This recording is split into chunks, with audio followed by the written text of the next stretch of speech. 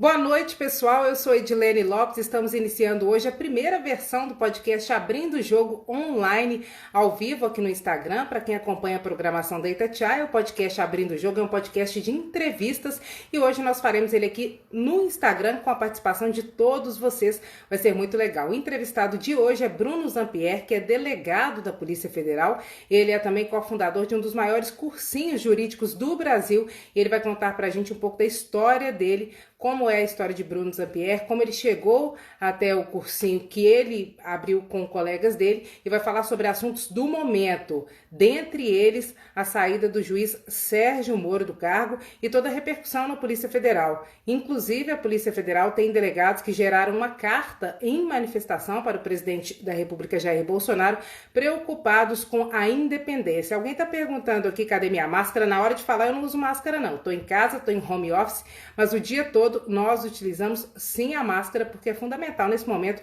de isolamento social. Bruno Zampier aparece daqui a pouquinho, ele vai contar para a gente um pouco da história dele, do momento envolvendo a Polícia Federal depois da saída do ministro Sérgio Moro. Muita participação por aqui. Muito obrigada, pessoal. Oba! Bruno Zampier chegou. Muito boa noite, delegado. Tudo bem? E aí, como é que você tá, minha amiga? Quanto tempo? Tudo jóia? Tudo jóia, graças a Deus, tudo bem. Muito assunto para a gente, principalmente para mim, porque cubro política, então fico um tempo inteiro trabalhando com tudo que está acontecendo aqui no Brasil, mas está tudo bem sim. Que Muito obrigada massa. por aceitar esse convite, viu, de participar do Abrindo o Jogo aqui. Eu que agradeço a consideração do convite e abrir o espaço aí da maior rádio de Minas, que eu escuto desde criança, né? Meu avô era um ouvinte assíduo da Rádio de Minas, então é um prazer sempre falar para Itatiaia. Eu lembro de criança, né? Ouvindo as transmissões do Jogo do Galo, do Cruzeiro, do América, desde muito pequeno, escutando os bordões da Itatiaia. É um prazer estar aqui mais uma vez com vocês. Satisfação, doutor Bruno. Camila Dias entrou aí, um abraço para ela, foi nossa Grande colega na amiga. Rádio Itatiaia. Grande amiga, amiga do senhor também, hoje chefia assessoria de imprensa da Polícia Civil e continua sendo uma espectadora, uma grande amiga, é minha comadre, inclusive, sou madrinha do menino mais novo dela. Abraço, Camila, para todo mundo que está acompanhando a live nesse momento. Doutor Bruno, o Abrindo o Jogo é um podcast da Rádio Itatiaia, vai ao ar toda segunda-feira. A gente faz entrevistas com grandes personalidades, pessoas que têm uma trajetória muito interessante. Um dos assuntos do momento é a saída do ex-ministro Sérgio Moro, que gerou um impacto na Polícia Federal. Inclusive, o pivô foi a saída, ou a possibilidade de saída do diretor-geral da Polícia Federal, que acabou sendo substituído de fato, e aí eu queria repetir esse assunto com o senhor. Mas antes, queria começar com o senhor contando um pouquinho da sua trajetória. Eu lembro que te conheci nos idos de 2006, eu, repórter de polícia, e o senhor delegado da Polícia Federal, salvo engano, da Entorpecentes, e aí de lá para cá muita coisa mudou, o senhor, junto com companheiros, abriu um dos cursinhos preparatórios para concurso, um dos maiores do Brasil, e eu queria saber se dá para conciliar, como é que é isso, e que o senhor contasse também, é de Minas, é de Belo Horizonte, conta um pouquinho dessa trajetória. Eu sou de Belo Horizonte, nascido e criado no bairro da Serra. Estudei no Colégio Santo Antônio, estudei no Promove, sou um Belo Horizontino nascido e criado, né? Família do interior de Minas. Formei na Faculdade Milton Campos e com um ano de formado, levei a faculdade bastante a sério. Passei em alguns concursos e com um ano de formado eu passei para delegado de Polícia Federal. Na época não se exigia, como exige hoje, 3 anos de atividade policial ou de prática jurídica. Então eu passei para delegado com 23 anos na época. E entrei para a PF com 24 para 25, fiz a academia de polícia em Brasília. Minha primeira lotação foi na fronteira com o Paraguai. Fiquei lá um tempinho em Ponta Porã, divisa ali com Pedro Juan Cabaleiro, uma excelente escola para futuros policiais. De lá eu fui removido para o Rio de Janeiro, trabalhei lá na Praça Mauá por 4, 5 anos, até que eu cheguei em 2008, eu consegui voltar para Belo Horizonte. Então já estou na PF há 17 anos. Nesse momento eu trabalhei durante quase 9 anos, né, na Delegacia de Repressão a Entorpecentes. Você esteve lá algumas vezes em operações que a gente fazia contra o tráfico internacional, interestadual, prendendo grandes criminosos, integrantes de organizações criminosas, tirando do mercado relevantes quantias de drogas. E no momento eu estou de licença, sem remuneração. Eu preciso tocar alguns projetos pessoais, em especial a conclusão do meu doutorado em Direito. Então eu solicitei na PF uma licença sem remuneração para tratar de assuntos particulares, mas logo, logo eu estou de volta na labuta aí, do dia a dia lá da Polícia Federal. Como é que é a sua rotina de professor e como é que você caminhou por essa trajetória de encontrar nessa vida que é acadêmica também um espaço e abrir o cursinho, que é um nicho importante, né? O senhor é um dos fenômenos da rede social. Hoje tem cerca de 100 mil seguidores. O senhor é um delegado da Polícia Federal, um professor. Professores de cursinho normalmente têm muitos seguidores e o senhor é um deles, que é uma trajetória considerada de sucesso. Como é que o senhor optou por esse caminho? Viu que esse era um caminho possível? Na verdade, eu sou daqueles que fez direito já pensando em concurso público. Eu nunca pensei em advogar e isso agilizou muito a minha aprovação. E já na época da faculdade eu consegui espaço num curso de Belo Horizonte, que na época era o maior de BH, chamado Pretório.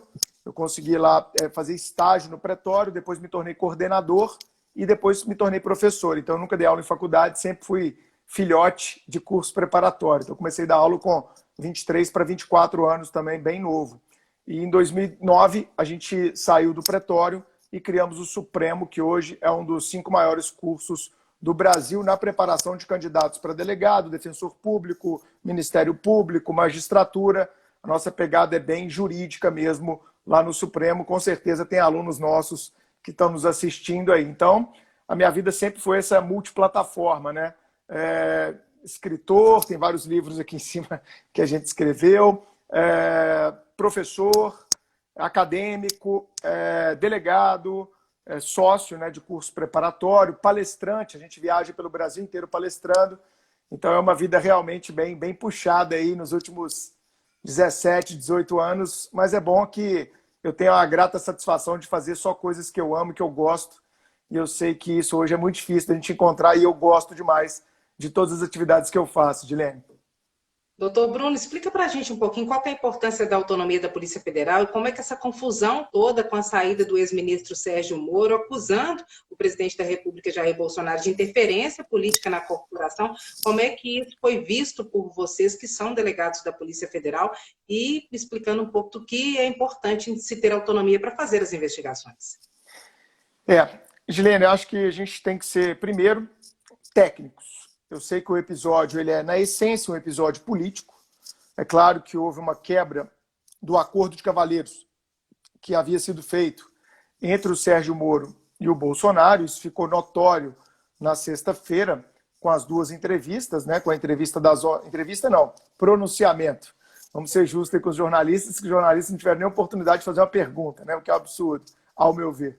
Então foi um pronunciamento do ministro da Justiça às 11, outro do presidente da República às 17 horas, e ficou muito claro que houve um rompimento do acordo de cavalheiros que eles tinham feito logo que o presidente Jair Bolsonaro venceu o segundo turno das eleições presidenciais em 2018.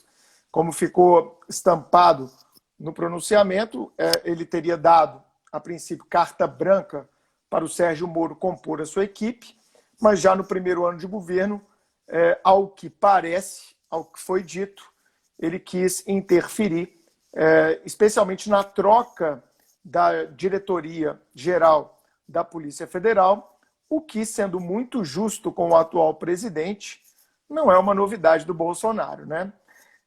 Infelizmente, o Brasil, Edilene, ao meu ver, essa é minha opinião, a gente ainda tem uma democracia muito frágil do ponto de vista dos valores republicanos verdadeiros. As pessoas tomam posse de cargos do executivo e acreditam que toda e qualquer estrutura que esteja abaixo de sua hierarquia lhe deve satisfações.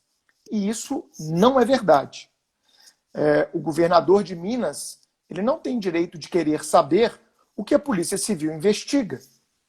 O governador do Rio de Janeiro não tem direito de saber quais são os inquéritos sigilosos que a PSERG está conduzindo. Da mesma forma, o presidente da República, seja ele Fernando Henrique, Lula, Dilma, Itamar, Jair Bolsonaro, Temer, eles não têm direito, que isso fique bem claro. Eles não têm direito de saber o que a Polícia Federal está investigando. Ponto final. Isso é um dogma da democracia.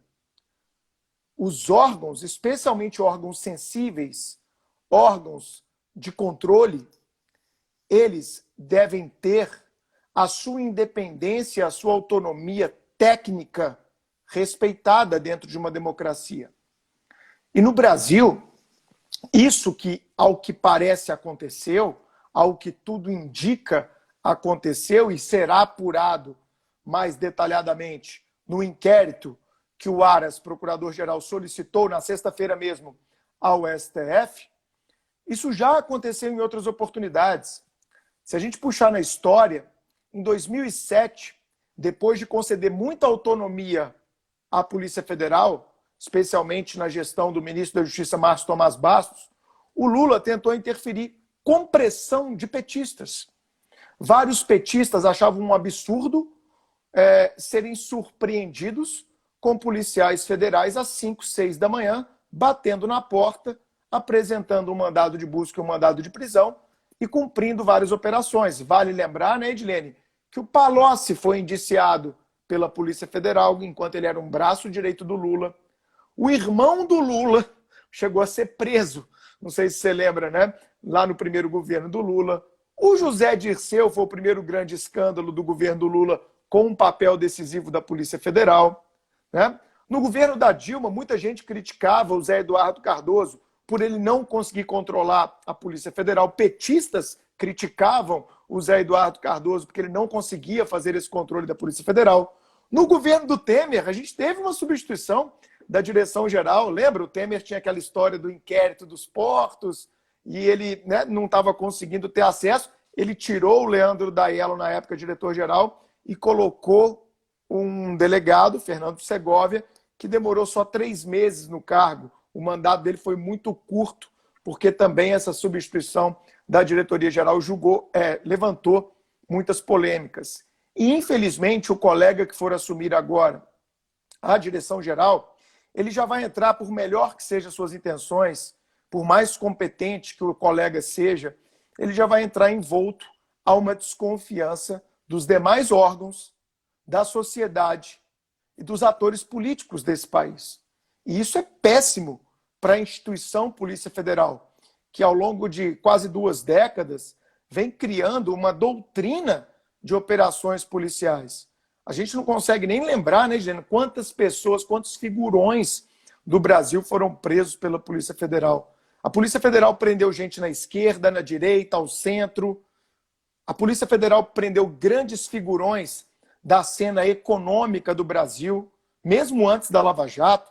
Tivemos operações contra frigoríficos, você há de se lembrar, contra construtoras, contra bancos. Vários segmentos econômicos sofreram com operações imparciais da Polícia Federal. E eu temo, sabe, Edilene, que... Desculpa? Pode. Mete bronca, pode continuar. E eu temo que a cada nova substituição de direção-geral, a gente volte a esse mesmo papo, a essa mesma conversa. Uma conversa autoritária, uma conversa pouco democrática, uma conversa de corrosão das instituições que nos últimos anos tem dado exemplo no Brasil. Qualquer pesquisa de opinião que você jogar no Google aí, procurar, a Polícia Federal é top 3 de órgãos de credibilidade no Brasil. Pode procurar. Polícia Federal sempre está entre os 3 órgãos de maior credibilidade da República Brasileira há mais de uma década. E esse tipo de tentativa de intervenção se dá, em especial, quando nós temos aliados políticos, familiares, que possam estar sendo investigados pela Polícia Federal, o que é um tremendo do absurdo. O que fere esse espírito democrático e republicano que a gente quer de um órgão de persecução como é a Polícia Federal. Aí eu faço a seguinte pergunta para o senhor. Essa tentativa de interferência não é novidade, ela aconteceu em outros governos, conforme o senhor citou. O senhor acha que o Moro foi inocente em acreditar que o presidente da República, Jair Bolsonaro, não tentaria intervir, ou ele sabia que isso ia acontecer e que no momento que acontecesse ele teria que romper? O que o senhor avalia? Porque o Moro não é pelo que foi. Aí é uma pergunta mais política, né? De uma opinião de um cidadão. Já sai um pouco de sendo delegado e entra um pouco Bruno, né? Cidadão observador da cena pública brasileira.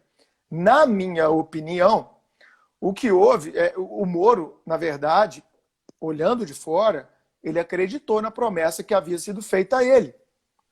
Por quê? Porque uma das plataformas que elegeu Jair Bolsonaro foi exatamente o combate à corrupção, o combate à velha política, o combate aos lobos do Congresso Nacional, a esse fisiologismo que há tantos anos impacta a cena política brasileira. Então, essa foi uma plataforma muito falada durante as eleições. Essa era uma plataforma que até trouxe para o lado do Jair Bolsonaro aquele sentimento antipetista. O PT, com aquela lava-jato inteiro nas costas dele, dezenas de escândalos de corrupção, as pessoas queriam acreditar, parece paradoxal, mas num Messias. Um Messias que representasse exatamente o rompimento com aquela velha política, alguém que levasse a sério e levasse à frente esse combate à corrupção. Olhando de fora, eu penso que o Moro acreditou nessa promessa que estava lá na campanha, sendo dita a todo tempo pelo Jair Bolsonaro e pelos seus apoiadores. Então, eu não sei se ele foi inocente, se ele acreditou demais, eu não sei. Eu sei que eles tinham um acordo, isso ficou claro na sexta, e esse acordo foi rompido. Então, o Moro, para não engolir esse sapo, ele optou por deixar o barco com o Jair Bolsonaro e agora ele vai ter que se virar para designar um ministro da Justiça e, claro, um diretor-geral. A gente tem que falar um pouco mais dessa autonomia, porque eu fiz uma circunstância dessa intervenção e acabei não falando, né, na sua pergunta, o quão importante essa autonomia seria para a tranquilidade, permanência, continuidade dos trabalhos da Polícia Federal. Inclusive, tem uma carta de delegados da Polícia Federal destinada ao presidente da República, Jair Bolsonaro, apontando que há uma crise de confiança entre vocês, né? Eu queria perguntar justamente sobre isso. Depois que o senhor responder como delegado e como professor, eu queria que, como cidadão Bruno Zampier, o senhor respondesse se o Moro leva com ele todo esse capital político advindo da confiança no combate à corrupção. Porque muito se diz que o ex-ministro Sérgio Moro pode ser candidato à presidência da República. Isso era falado antes do rompimento dele com o presidente da República, Jair Bolsonaro, e agora indicativos de rede social mostram que ele é digitalmente muito próximo ao presidente da República, a popularidade dele aumentou demais. O senhor acha que ele leva esse público que tem essa confiança no combate à corrupção com ele, levaria inclusive parte da categoria do senhor, que são os policiais e os delegados da Polícia Federal? Vamos lá. Primeiramente, eu acho que as pretensões políticas do Sérgio Moro, elas são legítimas dentro de uma democracia. Ele tem direito, né, Eugênio, se eu quiser me candidatar, você quiser se candidatar, minha mãe quiser se candidatar, meu filho quiser, todo mundo pode se candidatar. A gente está numa democracia. Isso que é o bonito da coisa. E é legítimo que cada um tenha uma pretensão política. A gente chegou no Brasil ao ponto de achar que todo mundo que quer política é vagabundo, é sem vergonha. E eu acho que isso é uma inverdade. Ainda tem gente boa dentro da política, e quanto mais a gente rotular as pessoas que procuram a política como vagabundos ou coisas que o valha, a gente está afastando da política as pessoas que podem efetivamente trazer mudanças, trazer ideias, trazer novas propostas e se afastar dessa tal de velha política, né? Se é que esse nome é devido. Então eu acho legítimo, se ele tiver as pretensões políticas dele, não acho isso incorreto. Agora isso é problema dele, né? Se ele vai se posicionar como candidato, se ele vai montar uma banca de advogado, se ele vai virar palestrante. O que vai ser do futuro dele, eu não faço a menor ideia. Eu acho que ele foi um bom juiz na condução da Lava Jato, condenou gente de direita, gente de esquerda, condenou grandes empresários. Já tive a oportunidade de ler várias decisões do Moro enquanto juiz. São decisões que eram muito boas, muito bem fundamentadas, acima da média, né? Se você olhar o trabalho de outros juízes. Tanto é que elas pouco foram reformadas nos tribunais que lhe eram superiores hierarquicamente, como o Tribunal Regional Federal da 4ª Região, no STF, no STJ. As decisões do Moro eram pouco reformadas, porque eram decisões robustas, e as pretensões políticas dele, eu acho que, claro, ele leva consigo um pouco desse sentimento bolsonarista, as pesquisas já estão mostrando isso, de uma queda de popularidade do presidente, apesar daquele núcleo duro bolsonarista ali, né, continuar com o presidente. Nós temos aquele núcleo que via no presidente mesmo alguém comprometido com o combate à corrupção, e esse núcleo parece, pelas primeiras pesquisas, que está abandonando aí o presidente da República, né? Eu acho que, politicamente, sabe, Edilene, a gente está só no começo de uma história. Eu ainda acho que vai rolar muita água debaixo dessa ponte. A gente vai ter um inquérito aí solicitado pelo Procurador da República que vai dar muito o que falar. Tem a possibilidade de ter uma CPI no Congresso, onde, quem sabe, o próprio Maurício Valeixo, ex-diretor-geral, possa ser convocado e possa se manifestar, o próprio Sérgio Moro, talvez até o presidente da República. A gente não sabe quais vão ser as cenas, as próximas cenas dessa política ou dessa cena política brasileira. Mas o que é importante a gente frisar, e eu acho que eu queria muito bater nessa tecla, é que nós, enquanto cidadãos, devemos nos perguntar: se a Polícia Federal tivesse autonomia, esse problema da semana passada teria ocorrido como ocorreu?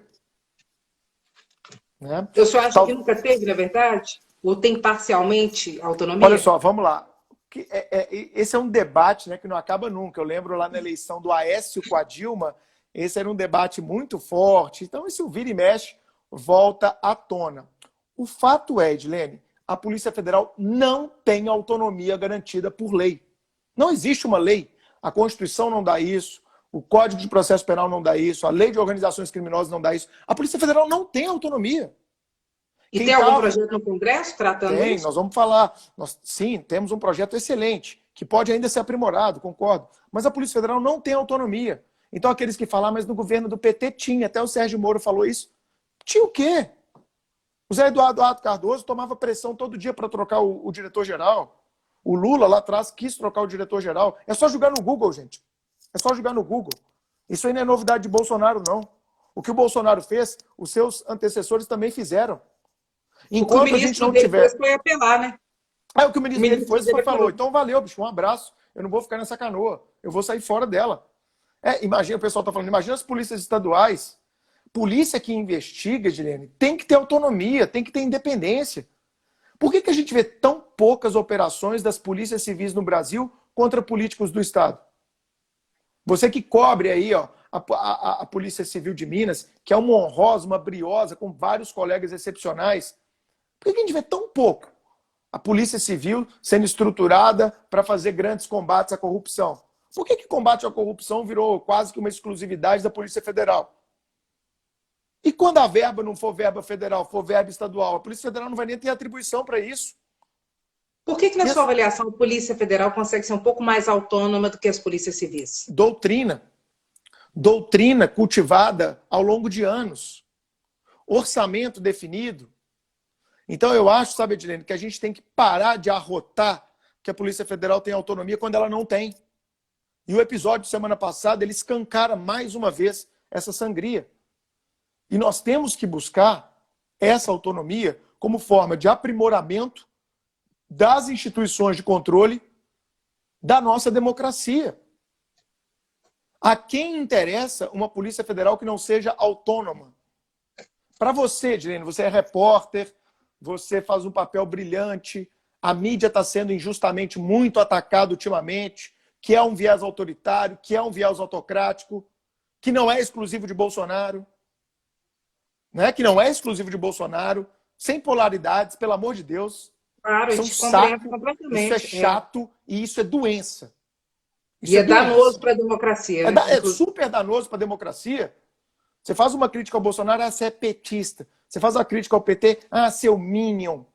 Isso deturpa a pluralidade, o respeito, a democracia.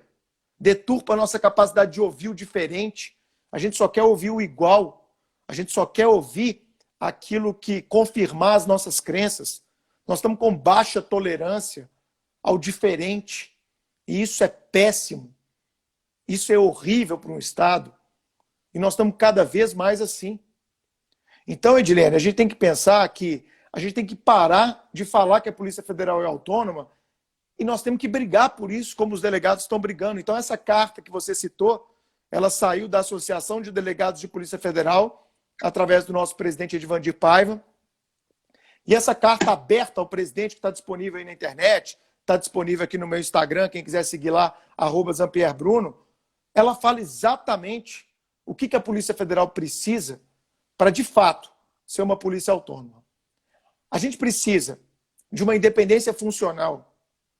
A gente precisa de independência administrativa, independência orçamentária, como a Defensoria Pública hoje tem, como o Ministério Público tem, como o Poder Judiciário tem. Se todos esses órgãos e poderes que eu citei têm, por que a Polícia Federal não pode ter? Eu nunca consegui ouvir um argumento que seja minimamente relevante, contrariamente à autonomia da PF. Tem que ser um projeto de autoria do Executivo e já há Esse projeto já há. junto ao presidente? Esse projeto está há 11 sai anos. do papel? Está há 11 anos, Edilene, no Congresso. Vai Já foi continuar aprovado encalhado? no primeiro turno. Tomara que não. Cadê os deputados que falaram tanto que eram contra a corrupção? Está na hora de meter a cara. Está na hora de se apresentar. Se apresente ao seu eleitorado, deputado. Você que comprou tanto a ideia de combate à corrupção. Chama PEC 412. Aos nossos ouvintes que estão nos assistindo aí, ó. PEC 412, de 2009. Ela modifica o artigo 144, parágrafo 1º da Constituição.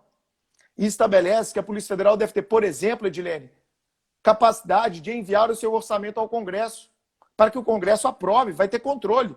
A Polícia Federal não vai virar um órgão autoritário, não. O Ministério Público vai continuar controlando, a CGU vai continuar controlando, o TCU vai continuar controlando, vai continuar os controles internos. A Polícia Federal tem uma das corregedorias mais duras do Brasil. É uma das corregedorias que mais demite policiais do Brasil, se não há mais. Se não há mais. Então os controles vão continuar rígidos, funcionando perfeitamente. Mas a Polícia Federal deve ter o direito, Edilene, por exemplo, de definir quando ela vai fazer concurso. A gente já ficou 8, 9 anos sem concurso para delegado, você acredita nisso? Com o delegado morrendo, com o delegado sendo exonerado, com o delegado aposentando. E aí você vai murchando o órgão e, de repente, o órgão já não consegue mais trabalhar. Cada vez mais o Congresso aprova leis que ampliam as atribuições da Polícia Federal. Vou dar um exemplo dos últimos anos. Lei de terrorismo. Hoje, a atribuição para investigar terrorismo no Brasil é da Polícia Federal. Né? E o efetivo não cresce para acompanhar as atribuições. Hoje, para apurar falsificação de medicamento, é atribuição da Polícia Federal. Misoginia praticada pela internet hoje é atribuição da Polícia Federal. A cada ano as atribuições crescem. E a Polícia Federal não consegue se organizar minimamente para ter o efetivo, a estrutura, porque ela depende de verbas que vêm lá da União.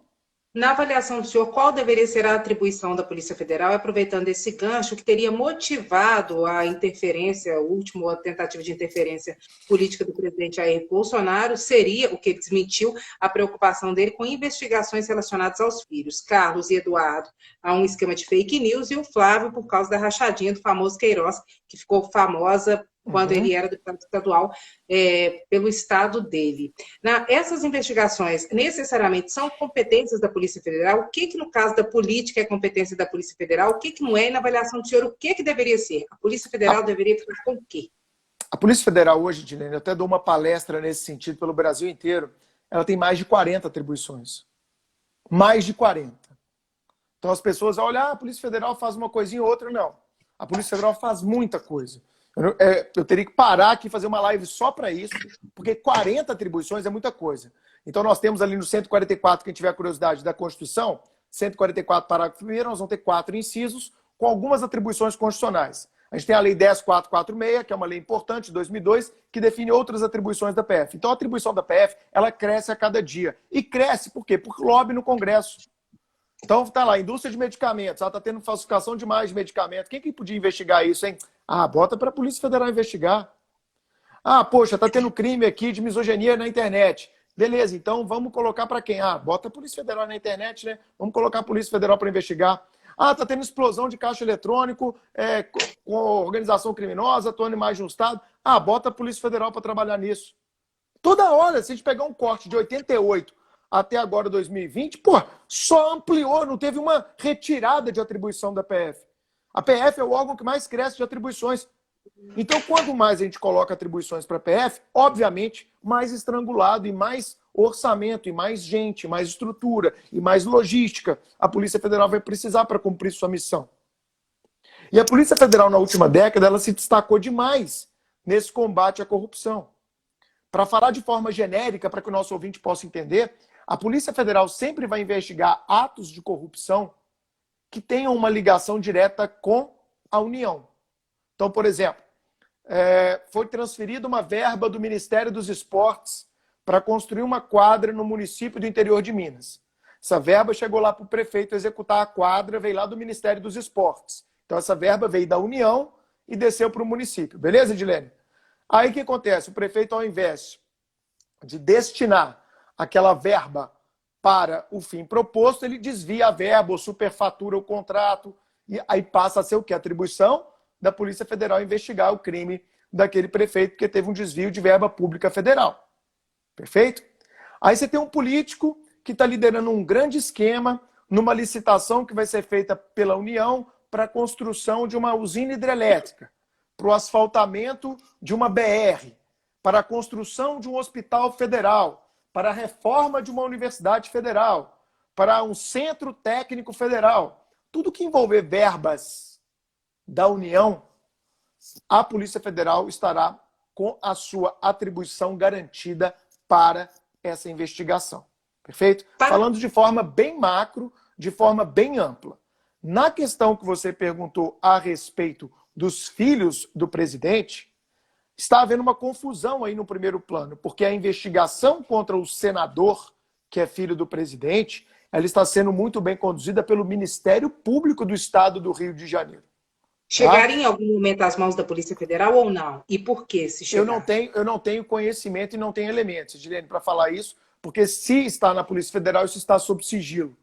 E se está sob sigilo, não sou eu que vou revelar, mesmo porque, confesso, não sei.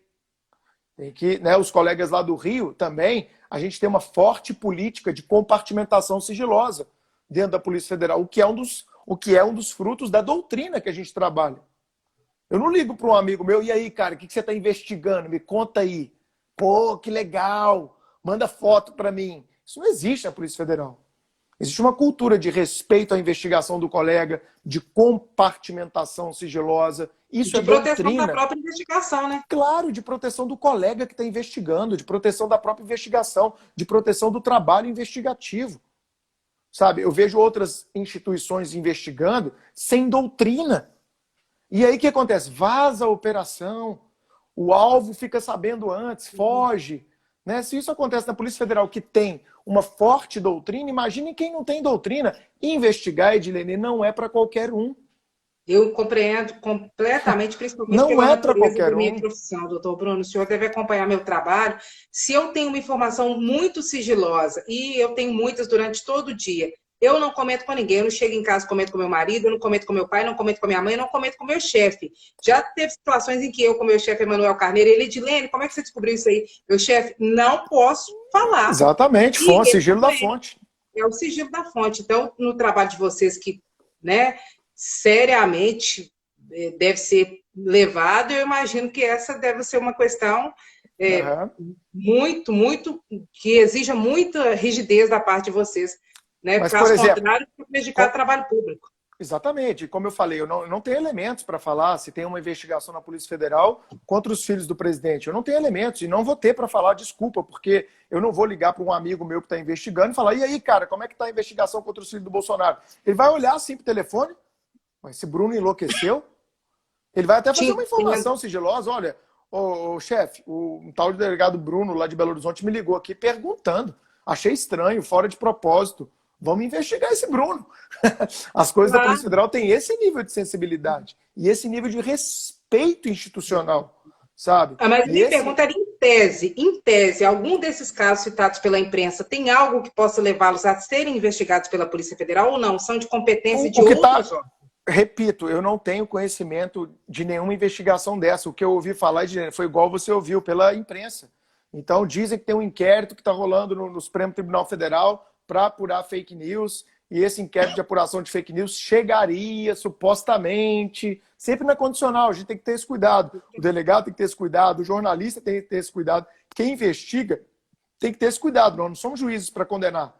Nós somos alguém que vai levantar suposições, levantar indícios e por aí vai. Então, ao que diz a imprensa, parece que haveria um inquérito para apurar essa farta distribuição de fake news. E a gente precisa, Edilene, muito falar de fake news. Vocês da imprensa, vocês têm que falar em fake news todo santo dia, porque a fake news, ela mexe com o que há de mais essencial na atividade de vocês, que é a informação de credibilidade.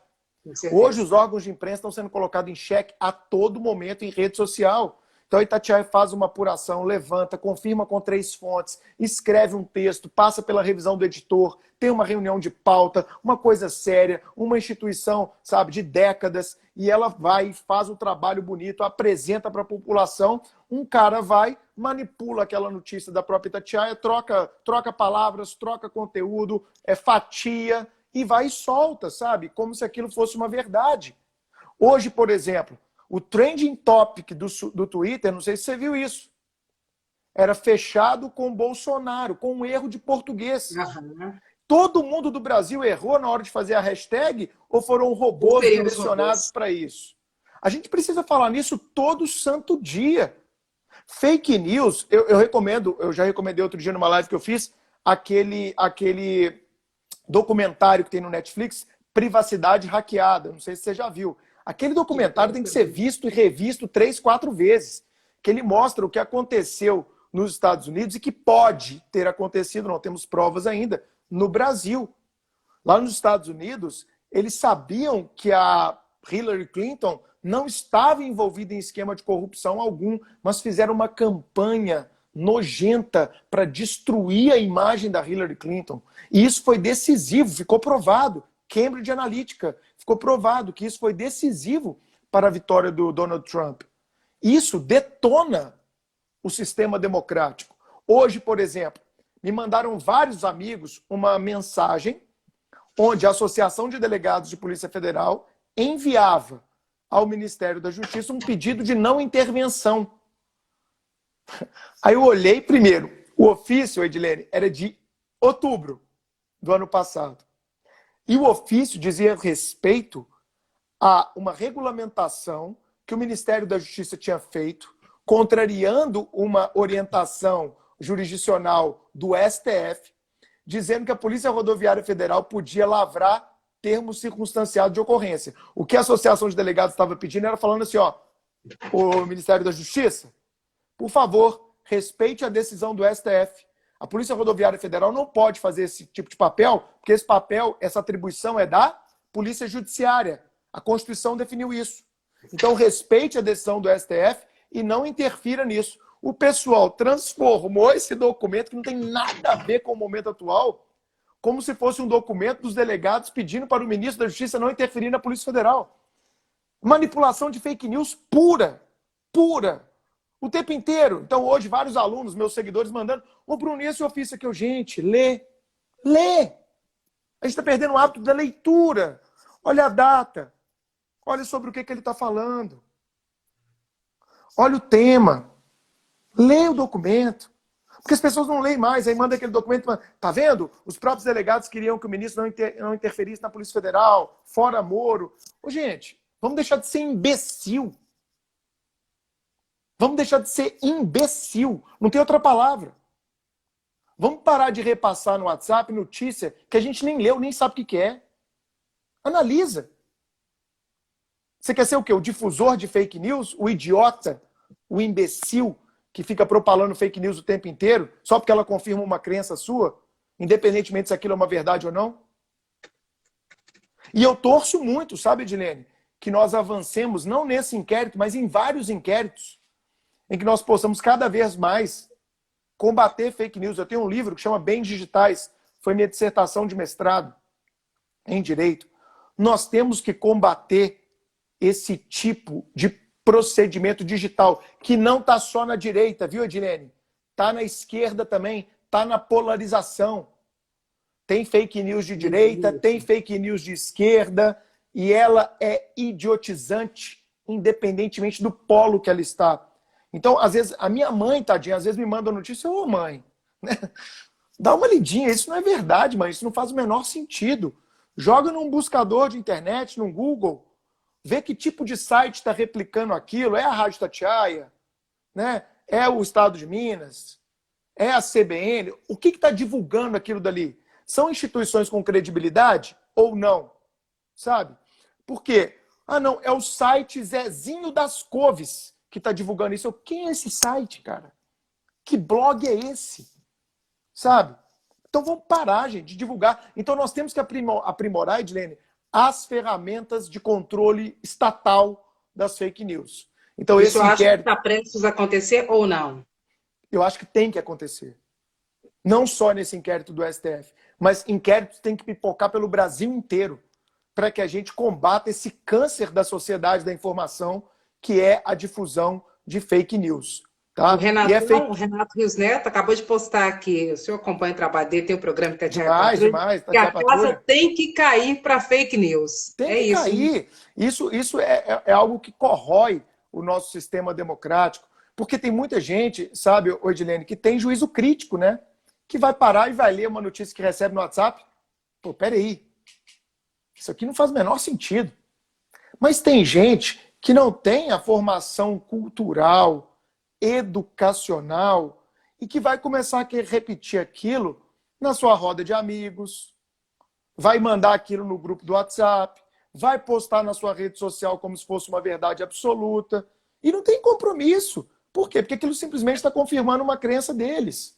Né? Então a gente tem que ficar muito atento quanto a isso. Eu espero muito que nós avancemos com inquéritos que combatam a fake news, que o judiciário possa dar uma resposta, e quem sabe, né, Edilene, até que o legislativo possa construir uma legislação mais específica para o combate à fake news. A gente precisa disso para termos um verdadeiro instrumento de combate a esses elementos que enfraquecem a nossa democracia. Certamente, professor. A Tâmara Teixeira, que foi repórter de política, uma grande repórter do Jornal o Tempo, acabou de fazer uma pergunta aqui para o senhor.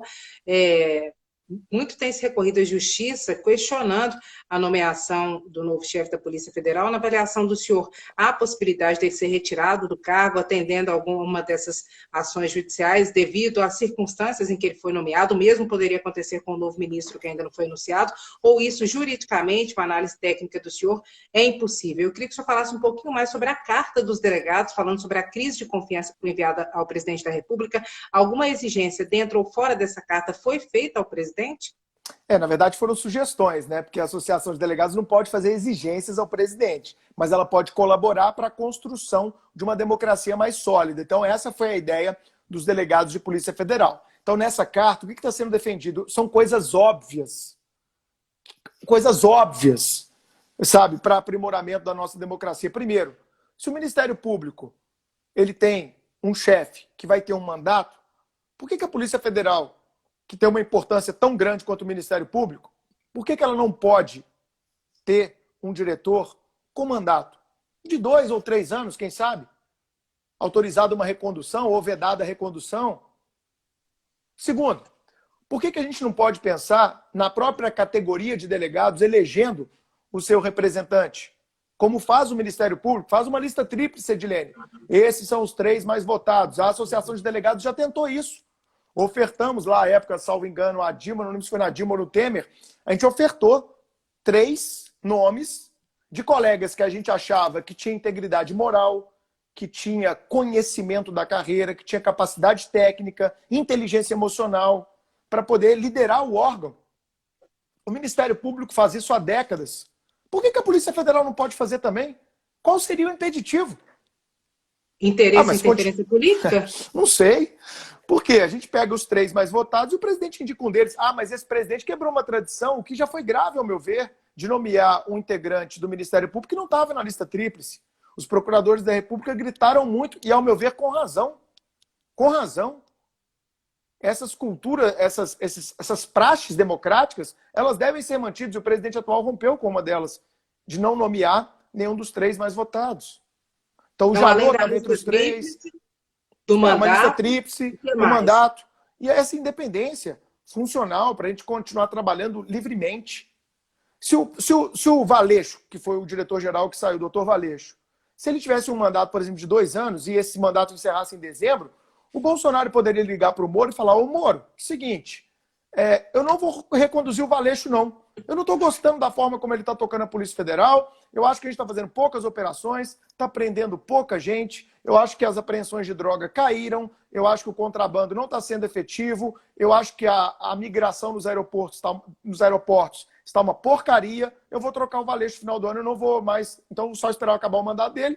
E aí, eu já estou te avisando que eu não vou reconduzir o Valeixo em janeiro. Não seria muito melhor? Aí o Moro: chefe, tudo bem. O senhor é o chefe. A gente conversa até lá, nós vamos ter aí 8 meses para conversar, mas eu discordo, mas a gente vai achar um nome bom aí para a Polícia Federal até lá. Seria muito mais natural. Alguém está falando da queda do Aras? Não. Por que ninguém está falando da queda do Aras como Procurador-Geral da República? Ele tem um mandato. Ele vai cumprir lá o mandato dele de 2 anos. Pode ser reconduzido, pode não ser reconduzido. Ou seja, nós temos que aprimorar isso. Se a Polícia Federal faz um dos trabalhos mais importantes da República, ela tem que ter independência, o delegado tem que ter tranquilidade para trabalhar, Edilene. O delegado já tem uma lei, a 12.830, essa lei é muito importante, é o Estatuto do Delegado de Polícia, que lá no seu artigo 2º, num dos seus parágrafos, garante: o delegado não pode ser retirado de sua investigação sem a adequada fundamentação.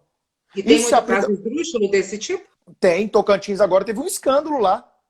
Um delegado estava investigando deputados da Assembleia, o governador, numa canetada, foi lá e retirou o delegado dessa investigação, violando uma lei federal.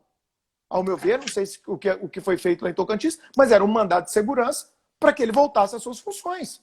Porque claramente foi uma perseguição política lá do governador de Tocantins. Isso viralizou nas redes sociais.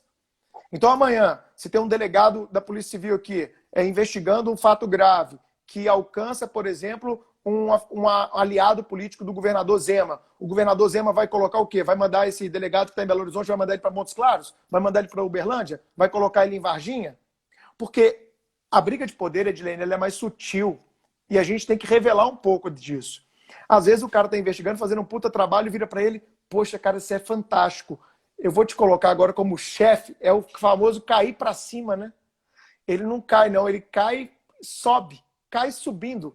Ele é promovido para que ele seja retirado. Então, são tantas as formas, sabe, que pode afetar um trabalho. Por exemplo, eu não tiro o delegado, não, mas eu não dou dinheiro para ele. Eu não dou equipe. Eu não dou equipe. Ele não tem mais agente, não tem mais escrivão. O que um delegado faz sem agente, sem escrivão? Ele não consegue trabalhar direito. São peças fundamentais. Muitas formas. Ô, chefe, eu preciso de 4 viaturas, porque eu preciso viajar o interior inteiro para levantar as investigações aqui. Não tem viatura, desculpa. Acabou a gasolina. A gente não vai poder te mandar. Ô, chefe, eu preciso mandar 2 agentes para ficar 15 dias lá em São Paulo, levantando um alvo meu, ficando 24 horas atrás desse alvo meu, filmando todos os passos dele, fazendo relatório, tirando foto. E a gente está sem diária, viu?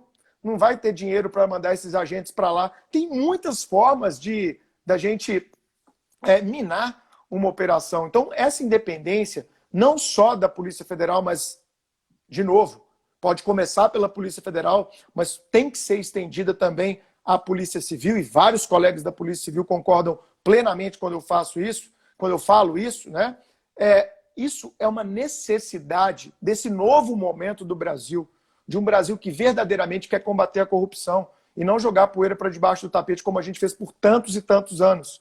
Então, a gente precisa avançar nisso. Mandato, lista tríplice, a escolha dentre aqueles que estão na lista tríplice, uma autonomia verdadeira que assegure tranquilidade para quem vai combater interesses políticos, econômicos, que são tão sensíveis. Você já teve a oportunidade, minha amiga, de acompanhar dezenas de operações, e você sabe, algumas operações, o delegado precisa ter muito respaldo da sua chefia, dos colegas e da sua instituição para tocar aquela operação. Porque senão ele fica com fama de doido, de perseguidor, um cara que só quis ferrar alguém. É uma estrutura de poder que se mexe com uma investigação que a gente precisa de avançar e garantir essas autonomias à polícia. O momento é esse. E eu espero que deputados e senadores que estejam nos assistindo ajudem a Polícia Federal e ajudem as polícias estaduais, a Polícia Judiciária, a Polícia Investigativa a avançar e conquistar isso como norma constitucional. Perfeito, doutor Bruno. Nós temos mais 10 minutinhos, vamos aproveitá-lo. Só reforçando uma pergunta anterior, temos muitos assuntos importantes para tratar aqui. Em relação à possibilidade de processos judiciais poderem retirar o novo delegado da Polícia Federal e até o novo ministro, pelas circunstâncias... Desculpa. Tem chance disso acontecer ou juridicamente... Olha, é aquilo, né? A gente que é do direito, a gente costuma falar, papel aceita tudo. Então, fundamento jurídico, você vai encontrar para os dois lados, Edilene, muito sinceramente. Por quê? Você pode falar que houve uma violação ao princípio da impessoalidade. Você pode questionar a questão da eficiência. Peraí, mas o diretor está sendo substituído por quê? Qual foi a razão determinante? É alguma questão ligada à ineficiência dele? Os números estatísticos pareciam bons. O próprio Moro destacou isso na entrevista. Então, essa ideia de poder demitir, porque é atribuição, tá, Edilene? Pela lei 13.047, que alterou 9266, é atribuição, sim, do presidente nomear o diretor-geral e exonerar o diretor-geral. Então, muita gente ficou apegada nesse legalismo. Ah, mas o presidente pode fazer isso. Meu amigo, uma coisa é dizer que a lei permite fazer, mas o direito não é simples assim. A lei permite, mas é claro, a gente tem que ter um fato determinante. Todo ato administrativo, como é uma exoneração, ele precisa de ter fundamento. Então tá bom, qual foi o fundamento? Porque eu quis. Peraí, porque eu quis numa democracia, meu amigo, não é assim que a banda toca, não. Isso é democracia. Há instrumentos de controle, isso aqui não é ditadura. Não é assim, eu quero, eu troco, eu faço, eu aconteço. Os poderes são limitados por uma Constituição, por leis. E qualquer agente público, inclusive o presidente, o ministro da Justiça, né? Eles são escravos dessas leis. Então, Edilene, o que a gente tem é que fundamento para anular o ato tem.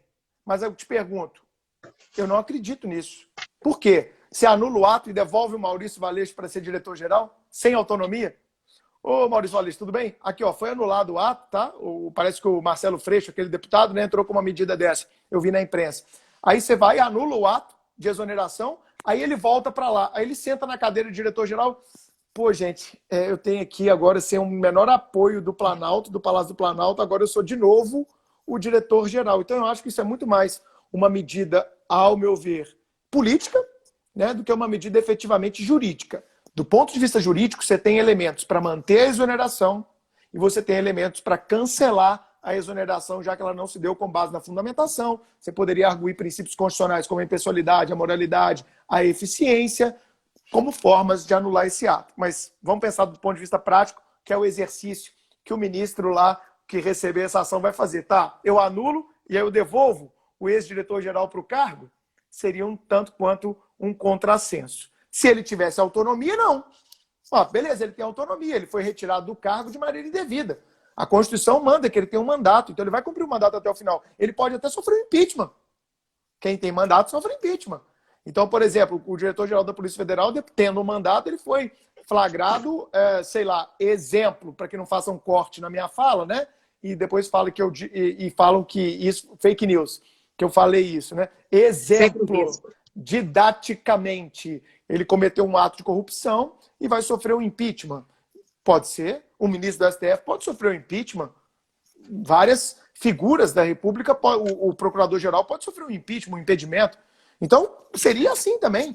Se o diretor-geral da Polícia Federal tivesse um mandato, ele sofreria, dentro de instrumentos de controle que o nosso Estado Constitucional oferece, ele sofreria um impedimento, ele sofreria um impeachment. Não tem problema algum nisso.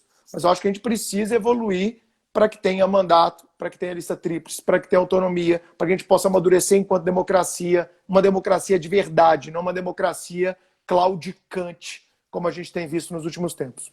Rapidinho, enquanto isso não aconteceu, o senhor acredita que investigações podem continuar sendo atrapalhadas no Brasil com essa troca ou com outras trocas ou em qualquer governo, independente de ser esse do governo Jair Bolsonaro? Eu acho que o episódio do Temer, ele foi muito didático, né? Porque o Temer, ele, ao que parece, pelo que as investigações mostraram, tentou trocar o diretor-geral para mudar ou para ter acesso a informações sobre inquéritos de aliados e etc.